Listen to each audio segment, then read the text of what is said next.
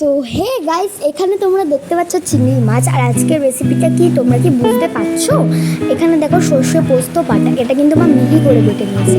আর এখানে কড়ার মধ্যে চিংড়ি মাছটা ফেলে তারপরে কিন্তু ওর ওপরে এই সর্ষে পোস্ত বাটাটা দিয়ে দিচ্ছে। আর এই রেসিপিটা কিন্তু বৃষ্টির দিনে অসাম লাগে। তোমরা কি শুনতে পাচ্ছ বৃষ্টির আওয়াজটা? নিশ্চয়ই শুনতে পেয়ে গেছে এতক্ষণে। তার উপরে আমরা দিয়ে দিচ্ছি হলুদ গুঁড়ো। আর এই বৃষ্টির দিনে মায়ের হাতের এই রেসিপিটা লাগে একদম জাস্ট ওয়াও।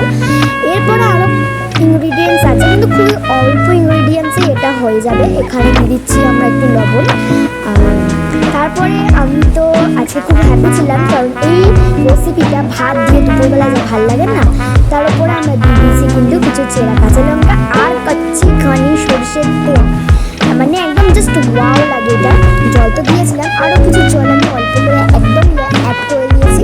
তারপরে এটাকে আর কিছু না, ধিমি আছে ভালো করে পাকাতে হবে। আর দেখো এখানে মাখো মাখো একদম হয়ে গেছে। আর মা এখানে কিন্তু সার্ভ করছে অনলি মি, শুধু আমার জন্য মা এখানে সার্ভ করছে। আর আজকের মতো একটুখানি বলেছিলাম ভীষণ অল্প ইনগ্রিডিয়েন্টসে। আজকের মতো টাটা।